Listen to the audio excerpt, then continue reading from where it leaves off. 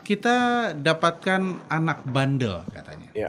Nah, apakah itu pengaruh dari lingkungan luar atau kita sendiri yang salah mendidik, Ustadz? Mohon nasihatnya.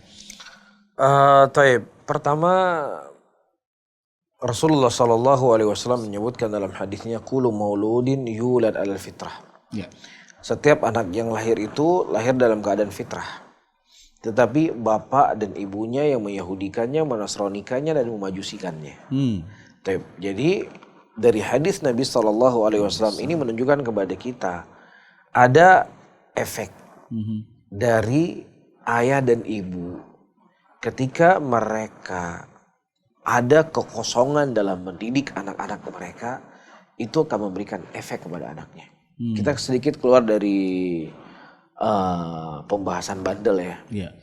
Ada terkadang anak yang yang laki-laki menyerupai perempuan, yang perempuan menyerupai laki-laki. Iya. Nah, pertama anak itu lahir dalam keadaan fitrah. Iya. Yang laki-laki, perempuan dan perempuan. Nah, kenapa terkadang ada anak laki-laki yang dia tumbuh suka berpakaian dengan pakaian perempuan dan yang semisalnya. Nah, ini sebenarnya bukan dari sononya. Orang katakan ini memang dari sononya. Nah, dari sananya, kalau cerita dari sananya, Allah menciptakan manusia itu dalam keadaan fitrah. Tetapi kenapa ibu dan ayahnya yang tidak memperhatikan hal-hal yang seperti ini ketika anaknya mulai tumbuh. Yang laki-laki mungkin ketika dia tumbuh, dia hidup di tengah-tengah abang-abangnya yang laki-laki semuanya, yang samping rumah juga laki-laki semuanya, yang samping kiri juga laki-laki semuanya. Akhirnya kontrol orang tua tidak terkontrol dengan anaknya, akhirnya anaknya main bola, ya main lari, main dengan laki-laki lah. Akhirnya dia tumbuh perkembangan yang tidak baik dan tidak benar. Maka di sini harus ada harus ada benteng dari orang tua, harus diingatkan, kamu perempuan, nggak boleh kamu main seperti ini. Nah, kalau seandainya ini dibiarkan terus menerus, maka akan membentuk mindset perempuan tadi dengan laki-laki. Jelas ya. Nah, begitu juga yang laki-laki. Si ibu nggak perhatikan anaknya dikasih mainan boneka, ya nggak, diberikan baju warna pink dan seterusnya. Maka ini akan memberikan pengaruh. Begitu juga berkawan sama perempuan, ya mungkin keluarganya perempuan semua, tetangganya juga perempuan semua, akhirnya dia mainnya dengan perempuan. Ini harus dipegang. Kamu laki-laki, ya mainnya sepeda, mainnya bola, jangan main boneka-bonekaan, ya jangan main atau yang semisalnya, harus main sama laki-laki. Ya jadi kadang-kadang ada seorang ibu, aduh saya takut anak saya jatuh, udah laki-laki itu harus jatuh. Laki-laki itu ada tanda-tanda luka di badannya, biar jadi laki-laki. Sehingga hal-hal yang seperti ini ya akan memberikan pertumbuhan yang tidak baik kepada anak, karena ada kekosongan dari kepedulian orang tua kepada anak-anaknya. Nah, begitu juga ya bandelnya tadi. Ya masih kecil biarlah. Nah, ketika orang tua selalu beralasan masih kecil, maka inilah terkadang si anak itu terus akan menjadi orang yang liar. Ya, makanya Nabi kita Shallallahu Alaihi Wasallam ketika melihat ada anak kecil yang dia makannya tidak beraturan, Nabi SAW mengatakan, ya bunai samillah kul biyaminik wa kul bimayalik. Wahai anak kecil, makanlah dengan nama Allah dengan tangan kananmu dan makanlah yang paling terdekat denganmu. Tapi perhatikan di sini. Ini anak kecil, dia nggak berdosa dengan apa yang dia lakukan. Yang kedua, dia bukan berbuat dosa, cuman sekedar adab dan etika. Makanya di sini diambilnya di sini, ditegur oleh Nabi SAW. Kata Nabi, makanlah yang terdekat denganmu. Nggak ada Nabi beralasan, oh itu kan masih kecil, biarkan aja dia. Nanti baru udah besar, baru kita luruskan. Ini salah, ini pendidikan yang keliru. Ya, jadi ini faktor orang tua, ini faktor besar. Tapi kalau misalnya orang tua sudah mendidik anaknya dengan baik, menjaga dan semisalnya dengan semaksimal mungkin dia menjaga anaknya, tetapi anaknya tetap dalam kondisi yang ditanyakan atau ditanya dalam soal tadi, nah itu juga bisa ada faktor lingkungan dan itu sangat berhubungan.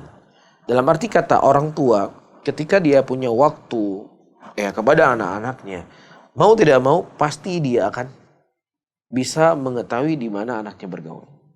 Dia akan mengetahui dengan siapa anaknya bergaul. Jangan sampai di rumah dijaga baik-baik, di luar udah dilepas. Iya, dia harus tahu anaknya bergaul dengan siapa. Ya, adulah orang tua jangan terlalu berlebih-lebihan lah memprotek anaknya, nggak berlebih-lebihan. Kecuali yang setiap menit ditelepon. Nggak ada salah kalau orang tua kamu bergaul sama siapa sih.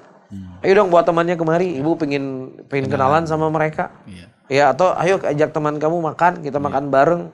Ya dengan teman-teman kamu kan ini bukan sesuatu yang berlebihan. Karena ini sangat berefek dengan pergaulannya dia, berefek dengan akhlaknya dia.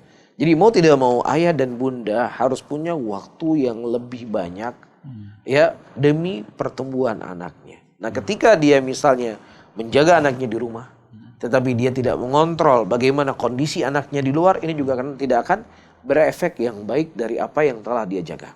Nah, terlebih lagi, mohon maaf lah ya, fenomena kita nggak usah cerita jauh-jauh di luar negeri, nggak usah cerita jauh-jauh di tempat orang lain, kita cerita di tempat kita sendiri. Berapa banyak terkadang ayah dan bunda ketika anaknya berumur sudah tumbuh dewasa, sudah 17 tahun, 18 tahun, dijemput sama laki-laki, dari pagi dijemput sampai malam pulang nggak ada rasa cemburu sama sekali. Ya, bahkan ada orang tua yang terkadang merasa risih, merasa malu ketika anaknya nggak pacaran.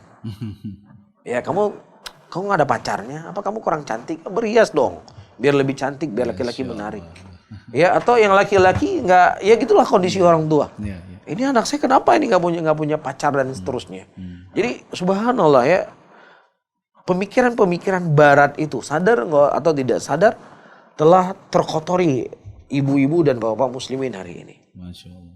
Iya, hari ini dibawa oleh laki-laki fulan, besok dibawa laki-laki alan, besok lagi dibawa laki-laki alan.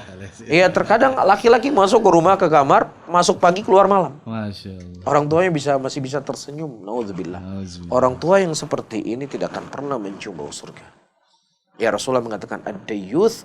Dayuth adalah orang tua yang tidak ada rasa cemburu kepada anaknya ketika anaknya berbuat dosa dan berbuat maksiat. Nah, kalau seandainya orang tuanya saja di tahun ini modelnya seperti ini, gimana orang tua 20 tahun yang akan datang? Gimana orang tua 30 tahun yang akan datang? Dan gimana anak-anaknya? Ya, sehingga ini semuanya sangat pengaruh dengan orang tuanya. Tapi kalau seandainya orang tuanya sudah mengontrol, telah menjaga semaksimal mungkin, sudah hidayah di tangan Allah Subhanahu wa taala.